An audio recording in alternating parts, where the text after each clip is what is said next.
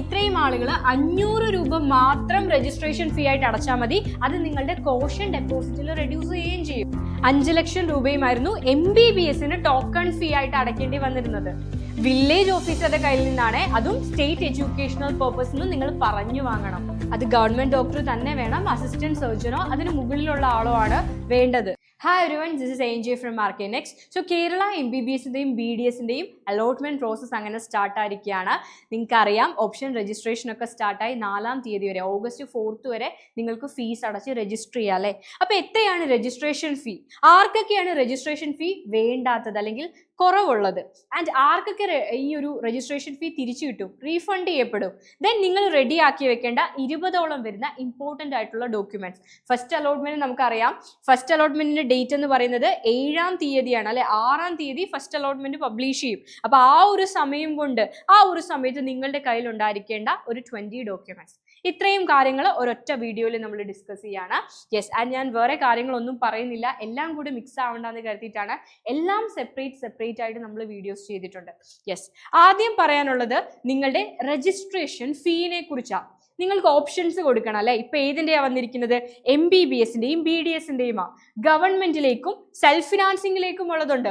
Government MBBS സീറ്റുകളും self financing MBBS സീറ്റുകളും നിങ്ങൾക്ക് കൊടുക്കാം. ഗവൺമെന്റ് BDS സീറ്റുകളും സെൽഫ് ഫിനാൻസിങ് BDS സീറ്റുകളും നിങ്ങൾക്ക് കൊടുക്കാം. എല്ലാം ഒരൊറ്റ സോഫ്റ്റ്വെയറിലാണ് കൊടുക്കുക. അല്ലാണ്ട് ഗവൺമെന്റിന് ഒരു ഫീസ്, സെൽഫ് ഫിനാൻസിങ്ങിന് ഒരു ഫീസ്, അങ്ങനെയാണോ? അല്ല. ഓപ്ഷൻ രജിസ്ട്രേഷൻ ഫീ എല്ലാത്തിനും കൂടി ഒന്നാണ്. അത് എത്ര രൂപയാണ്? 5000 rupees ആണ് നിങ്ങൾ എൻട്രൻസ് കമ്മീഷണർക്ക് പേ ചെയ്യേണ്ടതായിട്ടുള്ള ഓപ്ഷൻ രജിസ്ട്രേഷൻ ഫീ എന്ന് പറയുന്നത്. ഓക്കെ അല്ലേ? എന്നാൽ എല്ലാ കാറ്റഗറിക്കും 5000 രൂപയല്ല. വളരെ ശ്രദ്ധിച്ചു കേട്ടോ. SC ST OEC കാറ്റഗറി, അതേപോലെ തന്നെ juvenile home, Nirbhaya home, Sree Chitra home, ഇത്രയും കാറ്റഗറിയിൽ വരുന്ന കുട്ടികൾക്ക് 500 രൂപ മാത്രമാണ് രജിസ്ട്രേഷൻ ഫീ. അത് മാത്രമല്ല, ഈ രജിസ്ട്രേഷൻ ഫീ നിങ്ങൾ അഡ്മിഷൻ എടുത്തു കഴിയുമ്പോൾ നിങ്ങളുടെ കോഷൻ ഡെപ്പോസിറ്റിൽ കുറയ്ക്കും. നിങ്ങൾക്ക് എന്തില്ല, ട്യൂഷൻ ഫീ ഇല്ല. ഈ SC ST OEC കാറ്റഗറി കുട്ടികൾക്കൊന്നും ട്യൂഷൻ ഫീസ് അടയ്ക്കേണ്ടതായിട്ടില്ലല്ലോ. അതുകൊണ്ട് തന്നെ ട്യൂഷൻ ഫീയിൽ നിങ്ങൾക്ക് ഈ കുറയ്ക്കാൻ പറ്റില്ല. അതുകൊണ്ട് നിങ്ങളുടെ ഈ 500 രൂപ എവിടെ കുറയ്ക്കും? നിങ്ങൾ കോഷൻ ഡെപ്പോസിറ്റ് അടയ്ക്കേണ്ടതായിട്ടുണ്ട്. ആ കോഷൻ ഡെപ്പോസിറ്റിൽ ഈ 500 രൂപ കുറച്ചിട്ട് ബാക്കിയുള്ള പൈസ നിങ്ങൾ അടച്ചാൽ മതി. ക്ലിയർ അല്ലേ? യെസ്. ആൻഡ് ബാക്കി കുട്ടികളുടെ കാര്യം എങ്ങനെയാ? ബാക്കി കുട്ടികളെ നോക്കുകയാണെങ്കിൽ ഈ ഒരു SC ST OEC ഞാൻ പറഞ്ഞ ഈ കാറ്റഗറി ഓഫ് കുട്ടികളല്ലാതെ ബാക്കിയുള്ള ആളുകൾ 5000 രൂപ, 5000 rupees ആണ് രജിസ്ട്രേഷൻ ഫീ ആയിട്ട് അടയ്ക്കേണ്ടത്. നിങ്ങൾക്ക് എവിടെയെങ്കിലും ഗവൺമെന്റ് MBBS BDS സീറ്റോ കിട്ടിയാൽ നിങ്ങളുടെ ട്യൂഷൻ ഫീയിൽ നിന്നും ഈ ഒരു എമൗണ്ട് കുറയ്ക്കും. ഈ ഒരു രജിസ്ട്രേഷൻ ഫീ 5000 രൂപ കുറച്ചിട്ട് ബാക്കിയുള്ള ട്യൂഷൻ ഫീ മാത്രം നിങ്ങൾ അടച്ചാൽ മതി. അതേപോലെ സെൽഫ് ഫിനാൻസിങ് സെക്ടറിൽ self financing medical or dental കിട്ടുന്ന ആളുകളെ കുറിച്ച് ഇതിൽ പറഞ്ഞിരിക്കുന്നത്, അവർക്ക് അഡ്മിഷന്റെ ഡേറ്റ് ക്ലോസ് ആയി കഴിയുമ്പോൾ ആ ഒരു എമൗണ്ട് റീഫണ്ട് ചെയ്യപ്പെടും. ഓക്കെ, നിങ്ങൾ അടയ്ക്കുന്നത് ഓൺലൈൻ ആയിട്ടോ അല്ലെങ്കിൽ ഏതെങ്കിലും ഒരു ഹെഡ് പോസ്റ്റ് ഓഫീസ് ത്രൂ ആണല്ലേ, ആ ഒരു ഹെഡ് പോസ്റ്റ് ഓഫീസ് ത്രൂ നിങ്ങൾക്ക് ഇത് റീഫണ്ട് ചെയ്യപ്പെടും. ഓക്കെ, അല്ലെങ്കിൽ ഓൺലൈൻ ആയിട്ടാണെങ്കിൽ അങ്ങനെ നിങ്ങൾക്ക് റീഫണ്ട് വാങ്ങിയെടുക്കാൻ സാധിക്കും. എന്നാൽ ഇനി റീഫണ്ട് കിട്ടാത്ത ആളുകളുണ്ട്. ഫസ്റ്റ് അലോട്ട്മെന്റിലോ സെക്കൻഡ് അലോട്ട്മെന്റിലോ തേർഡ് അലോട്ട്മെന്റിലോ ഒക്കെ കിട്ടി, ഏതെങ്കിലും ഒരു കോഴ്സ് കിട്ടി, പക്ഷെ നിങ്ങൾക്ക് ശരിക്കും സെൽഫ് ഫിനാൻസിങ് BDS വേണ്ട. പക്ഷെ നിങ്ങൾ എന്ത് ചെയ്തു? ഓപ്ഷനിൽ സെൽഫ് ഫിനാൻസിങ് BDS കൊടുത്തു. സോ നിങ്ങൾ എന്ത് ചെയ്തില്ല? അത് ഒപ്റ്റ് ചെയ്തില്ല, അത് തിരഞ്ഞെടുത്തില്ല. അങ്ങനെ തിരഞ്ഞെടുത്തില്ലെങ്കിൽ നിങ്ങളുടെ ഈ ഒരു രജിസ്ട്രേഷൻ ഫീ നിങ്ങൾക്ക് പെനാൽറ്റി ആയിട്ട് കൺസിഡർ ചെയ്യും. അല്ലെങ്കിൽ നിങ്ങൾക്കൊരു പ്രൈവറ്റ് മെഡിക്കൽ കോളേജിലാണ് MBBS കിട്ടിയത്, നിങ്ങൾ ആ ഒരു സീറ്റ് എടുത്തില്ല എന്നുണ്ടെങ്കിൽ ഇത് പെനാൽറ്റി ആയിട്ട് കൺസിഡർ ചെയ്യും. അപ്പൊ എവിടെയാണോ നിങ്ങൾക്ക്, അത് ഗവൺമെന്റിലായിക്കോട്ടെ പ്രൈവറ്റിലായിക്കോട്ടെ, നിങ്ങൾക്ക് കിട്ടുന്ന സീറ്റ്, നിങ്ങൾക്ക് ലഭിക്കുന്ന കോഴ്സ് അവർ പറയുന്ന ടൈം ബൗണ്ടറിക്കുള്ളിൽ നിങ്ങൾ ജോയിൻ ചെയ്തില്ലെങ്കിൽ നിങ്ങൾ ആ സീറ്റ് കളഞ്ഞു അല്ലെങ്കിൽ നിങ്ങൾ ജോയിൻ ചെയ്തു എന്നിട്ട് നിങ്ങൾ ആ സീറ്റ് ക്വിറ്റ് ചെയ്തു, ഉപേക്ഷിച്ചിട്ട് പോയി. അങ്ങനെ 2 കാറ്റഗറി ഓഫ് ആൾക്കാരുടെയും രജിസ്ട്രേഷൻ ഫീ പെനാൽറ്റി ആയിട്ട് കൺസിഡർ ചെയ്യും, തിരിച്ചു തരില്ല. ക്ലിയർ അല്ലേ?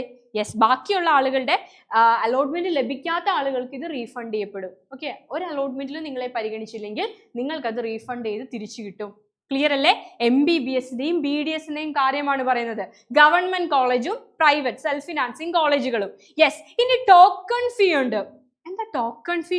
ടോക്കൺ ഫീ, രജിസ്ട്രേഷൻ ഫീ അലോട്ട്മെന്റിലേക്ക് അപ്ലൈ ചെയ്യുന്ന എല്ലാ കുട്ടികളും അടയ്ക്കണമെങ്കിൽ ടോക്കൺ ഫീ അഡ്മിഷൻ ലഭിക്കുന്ന കുട്ടികൾ അടയ്ക്കേണ്ട ഒരു ഫീസാ.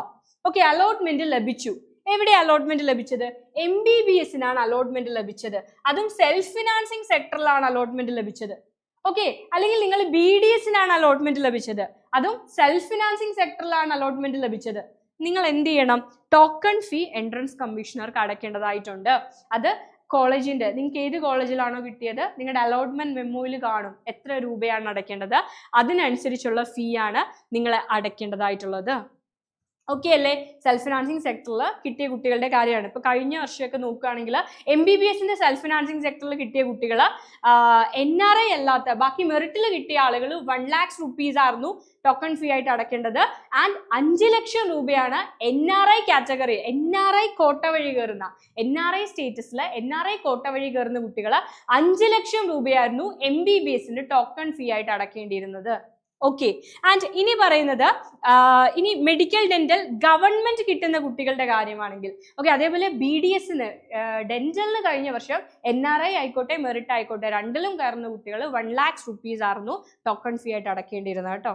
യെസ്, ഇനി ഗവൺമെന്റിൽ MBBSോ BDSോ മെഡിക്കലോ ഡെന്റലോ കിട്ടുന്ന കുട്ടികളെ സംബന്ധിച്ച് പറയുകയാണെങ്കിൽ അവർ എൻട്രൻസ് കമ്മീഷണർക്ക് ഡയറക്റ്റ് ആയിട്ടാണ് പൈസ അടയ്ക്കേണ്ടത്. അതിൽ രജിസ്ട്രേഷൻ ഫീ ഒഴിച്ചുള്ള ബാക്കി ട്യൂഷൻ ഫീ നിങ്ങൾ എൻട്രൻസ് കമ്മീഷണർക്കാണ് അടയ്ക്കേണ്ടത്. ആ അടച്ച ചെല്ലാനുമായിട്ട് വേണം നിങ്ങൾ കോളേജിലേക്ക് പോകാൻ കേട്ടോ. അതിന്റെ പ്രിന്റ് ഔട്ട് എടുത്തിട്ട് വേണം, അതൊക്കെ ഞാൻ ഓൾറെഡി പറഞ്ഞിരുന്നു. ഇനി SC ST OEC കാറ്റഗറി കുട്ടികളെ, അതേപോലെ Shri Chitra home, juvenile home, Nirbhaya ഹോമിലെ കുട്ടികളെ എന്ത് ചെയ്യേണ്ട ആവശ്യമില്ല? ടോക്കൺ ഡെപ്പോസിറ്റ് അടയ്ക്കേണ്ട ആവശ്യമില്ല. ഓക്കെ, അത് ഗവൺമെന്റിലായിക്കോട്ടെ സെൽഫ് ഫിനാൻസിങ്ങിലായിക്കോട്ടെ നിങ്ങൾ ടോക്കൺ ഡെപ്പോസിറ്റ് ഒന്നും തന്നെ അടയ്ക്കേണ്ടതായിട്ടില്ല. പക്ഷെ നിങ്ങൾ കയറുന്നത് മൈനോറിറ്റി കോട്ട വഴിയോ അല്ലെങ്കിൽ NRI കോട്ട വഴിയോ ആണെങ്കിലോ, നിങ്ങൾ SC കാറ്റഗറി ആയാലും ST കാറ്റഗറി ആയാലും OEC കാറ്റഗറി ആയാലും നിങ്ങൾ NRI കോട്ട വഴി ഒരു സെൽഫ് ഫിനാൻസിങ് കോളേജിൽ കയറുകയാണെങ്കിൽ നിങ്ങൾ ഉറപ്പായിട്ടും ടോക്കൺ ഫീ അടയ്ക്കേണ്ടതായിട്ട് വരും. അവിടെ നിങ്ങൾക്ക് ഫീ കൺസെഷൻ ലഭിക്കില്ല. ഓക്കെ, സെൽഫ് ഫിനാൻസിങ്ങിൽ കയറി പ്രൈവറ്റ് കോളേജിൽ കയറി എന്ന് പറഞ്ഞ് SC അല്ലെങ്കിൽ ST OEC കുട്ടികൾക്ക് ടോക്കൺ ഫീ അടയ്ക്കണോ? വേണ്ട. പക്ഷെ എല്ലാ self financing കോളേജുകളുടെയും 15% seat NRI quota വഴിയാണ് കയറുന്നത്. NRI സ്റ്റേറ്റസ് ഉള്ള കുട്ടികളെ NRI കോട്ട വഴിയാണ് കയറുന്നത്. ആ NRI കോട്ട വഴി കയറുന്ന കുട്ടി ഏത് കാറ്റഗറി ആണെന്നോ എവിടെയുള്ളതാണെന്നോ ഒന്നും കൺസിഡർ ചെയ്യില്ല. അവരുടെ കാര്യമാണ് പറയുന്നത്. അവർ ടോക്കൺ ഫീ അടയ്ക്കണം. അവർക്ക് ട്യൂഷൻ ഫീയും കാര്യങ്ങളൊക്കെ ഉണ്ടായിരിക്കും. യെസ്, ക്ലിയർ അല്ലേ മക്കളെ? അവർ ടോക്കൺ ഫീ അടയ്ക്കണം. എന്നാൽ ബാക്കി 85%-ലൂടെയാണ് നിങ്ങൾ കയറുന്നതെങ്കിൽ നിങ്ങൾ ടോക്കൺ ഫീ അടയ്ക്കണ്ട. ഓക്കെ, കൺഫ്യൂസ്ഡ് ആവല്ലേ? NRI കോട്ട വഴിയാണ് കയറുന്നതെങ്കിലാണ് SC ST OEC അതേപോലെ ഈ കുട്ടികളെല്ലാം ടോക്കൺ ഫീ അടയ്ക്കേണ്ടതായിട്ട് വരുന്നത്, NRI കോട്ട വഴി. Yes, okay. ഇനി ഏറ്റവും ഇമ്പോർട്ടൻ്റ് ആയിട്ടുള്ള 20 ഡോക്യുമെന്റ്സ്, ഇത് ക്ലിയർ ചെയ്ത് വെച്ചേക്കണം ഇപ്പോഴേ കയ്യിൽ. ഞാൻ ഓൾറെഡി പറഞ്ഞിരുന്നു, മുൻപൊരു വീഡിയോ ഡീറ്റെയിൽഡ് ആയിട്ട് ചെയ്തിരുന്നു. എന്നാൽ ഈ ഒരു സമയത്ത് കേരളയും ഓൾ ഇന്ത്യയും തമ്മിൽ മിക്സ് ആയി പോകരുത്, അതുകൊണ്ട് ഒന്നും കൂടി എടുത്ത് പറയുകയാണ്. യെസ്, ആദ്യം വേണ്ടത് നീറ്റിന്റെ 2025 നീറ്റ് എക്സാമിനേഷന്റെ അഡ്മിറ്റ് കാർഡ്, ഹോൾ ടിക്കറ്റ് 1. അടുത്തത് നീറ്റിന്റെ സ്കോർ കാർഡ്, നിങ്ങളുടെ ഓൾ ഇന്ത്യ റാങ്കും ഒക്കെ എഴുതിയൊരു PDF നിങ്ങളുടെ കയ്യിലില്ലേ, അതാണ് നീറ്റിന്റെ സ്കോർ കാർഡ്. നിങ്ങളുടെ ഡേറ്റ് ഓഫ് ബർത്ത് പ്രൂവ് ചെയ്യുന്ന സർട്ടിഫിക്കറ്റ്, SSLC സർട്ടിഫിക്കറ്റിൽ ഡേറ്റ് ഓഫ് ബർത്ത് ഉള്ള കുഞ്ഞുങ്ങൾ അത് മാത്രം മതിയാകും. ദെൻ SSLCയുടെ സർട്ടിഫിക്കറ്റ്, അത് ഏത് ബോർഡാണെങ്കിലും CBSE ICSE ഏത് ബോർഡാണെങ്കിലും ആ ഒരു ബോർഡിന്റെ 10th സർട്ടിഫിക്കറ്റ്, +2ന്റെ സർട്ടിഫിക്കറ്റ്, മാർക്ക് ലിസ്റ്റും, എല്ലാത്തിൻ്റെയും ഒറിജിനലും കോപ്പീസും ഒക്കെ നിങ്ങളുടെ കയ്യിൽ ഉണ്ടായിരിക്കണം കേട്ടോ. ID പ്രൂഫ് വേണം ഒറിജിനൽ, അത് ആധാർ ആകാം, പാസ്പോർട്ട് ആകാം, ലൈസൻസ് ആകാം, ID കാർഡ് ആകാം, ഏതാണെങ്കിലും ഒറിജിനൽ ആയിട്ടുള്ള ID പ്രൂഫും കൊണ്ടേ കോളേജിലേക്ക് പോകാവൂ. TC വേണം, ട്രാൻസ്ഫർ സർട്ടിഫിക്കറ്റ്. റിപ്പീറ്റ് ചെയ്ത് റിപ്പീറ്റ് ചെയ്ത കുട്ടികളൊക്കെ ആണെങ്കിൽ +2 അല്ലേ നിങ്ങൾ അവസാനമായിട്ട് കഴിഞ്ഞത്, +2 പഠിച്ച സ്കൂളിൽ നിന്നുള്ള TC, അഥവാ ഡിഗ്രി ഒക്കെ ഡ്രോപ്പ് ചെയ്ത് വരുന്ന കുട്ടികളാണെങ്കിൽ ആ ഒരു ഇൻസ്റ്റിറ്റ്യൂഷന്റെ TC, അവസാനമായിട്ട് പഠിച്ചത് എവിടെയാണോ അവിടെ നിന്നുള്ള TC, കോണ്ടാക്ട് സർട്ടിഫിക്കറ്റ്. 6 മാസത്തെ വാലിഡിറ്റി മാത്രമേ ഉള്ളൂ. വാലിഡിറ്റി കഴിഞ്ഞ ആളുകൾ, റിപ്പീറ്റേഴ്സും റിപ്പീറ്റേഴ്സും ഒക്കെ സ്കൂളിൽ ചെന്ന് പ്രിൻസിപ്പലിനോട് ചോദിക്കുക. പ്രിൻസിപ്പൽ തരുന്നില്ലെങ്കിൽ ഗസറ്റഡ് പോസ്റ്റിലുള്ള ആരുടെയെങ്കിലും ഒരു സർട്ടിഫിക്കറ്റ് മതി നിങ്ങൾക്ക്, കോണ്ടാക്ട് സർട്ടിഫിക്കറ്റ് കേട്ടോ. നിങ്ങൾ അടുത്തുള്ള എംപ്ലോയ്മെന്റ് എക്സ്ചേഞ്ചിലൊക്കെ ചെന്നാൽ ഗസറ്റഡ് പോസ്റ്റിലുള്ള ആളുകൾ അവിടെയുണ്ട്. യെസ്, മൈഗ്രേഷൻ സർട്ടിഫിക്കറ്റ്, അത് ആപ്ലിക്കബിൾ ആയിട്ടുള്ള ആൾക്കാർക്ക്.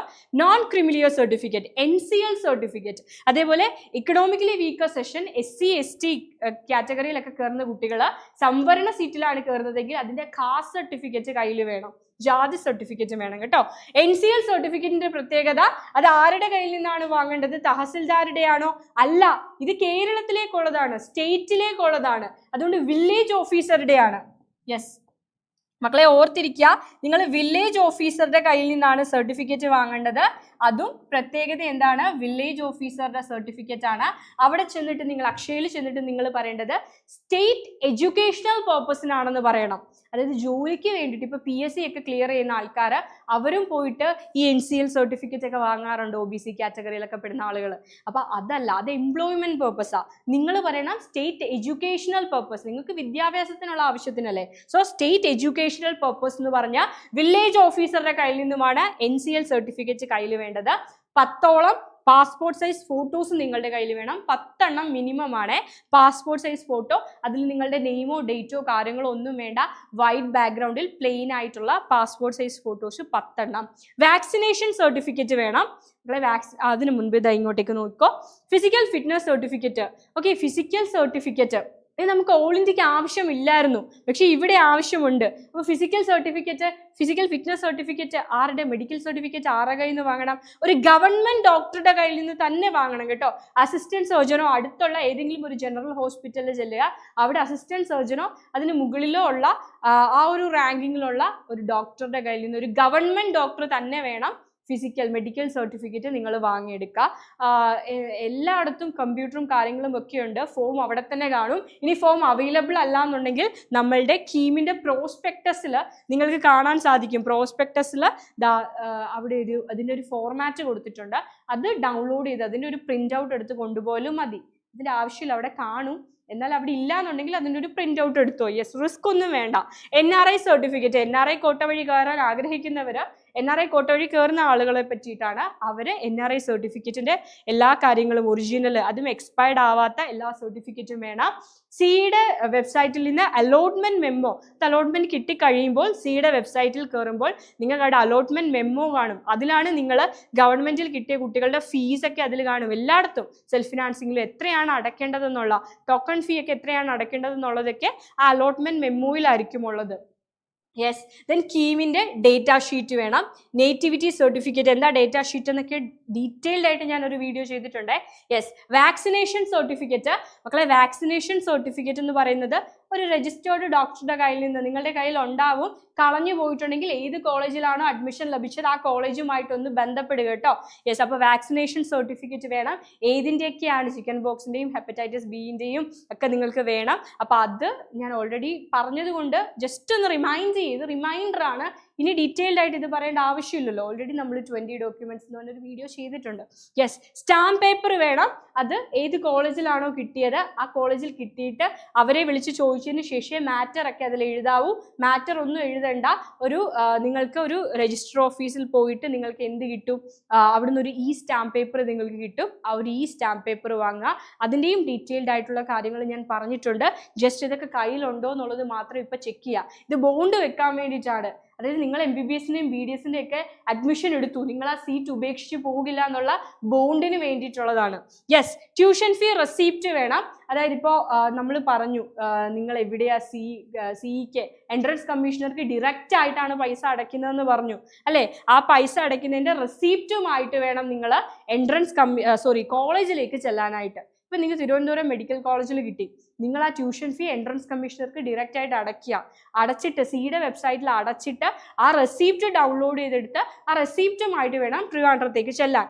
യെസ്, ഇനി സ്പെഷ്യൽ റിസർവേഷൻ ഉള്ള ആളുകൾ, സ്പോർട്സോ അല്ലെങ്കിൽ എക്സ് സർവീസ് മാൻ്റെ ചിൽഡ്രൻ അങ്ങനെയുള്ള കുട്ടികൾ ആ ഒരു സ്പെഷ്യൽ സർട്ടിഫിക്കറ്റ്, അത് ആപ്ലിക്കബിൾ ആയിട്ടുള്ള ആളുകൾ മാത്രം ആ ഒരു സർട്ടിഫിക്കറ്റും കയ്യിൽ കരുതുക. സോ ഇത്രയും സർട്ടിഫിക്കറ്റ്, ഇതിൽ വാക്സിനേഷൻ്റെ കാര്യവും അതേപോലെ സ്റ്റാമ്പ് പേപ്പറിൻ്റെ കാര്യവും ദെൻ ഫിസിക്കൽ ഫിറ്റ്നസ് മെഡിക്കൽ സർട്ടിഫിക്കറ്റും NCL സർട്ടിഫിക്കറ്റും ഒക്കെ ഡീറ്റെയിൽഡ് ആയിട്ട് മാം വേറൊരു വീഡിയോയിൽ ഡിസ്കസ് ചെയ്തിട്ടുണ്ട്. ഒന്നും കൂടെ പറഞ്ഞ് നിങ്ങളെ ലാഗ് അടിപ്പിക്കുന്നില്ല, അല്ലെങ്കിൽ കണ്ട ആളുകളായിരിക്കും ബോർ അടിപ്പിക്കുന്നില്ല. ബട്ട് ഇതൊക്കെ ഒന്ന് ഉറപ്പ് വരുത്തി വെച്ചേക്കുക. ആൻഡ് ഇത്രയും ഫീസും കരുതി വെച്ചേക്കുക. അപ്പോൾ നമുക്ക് വീണ്ടും മീറ്റ് ചെയ്യാം. ബൈ.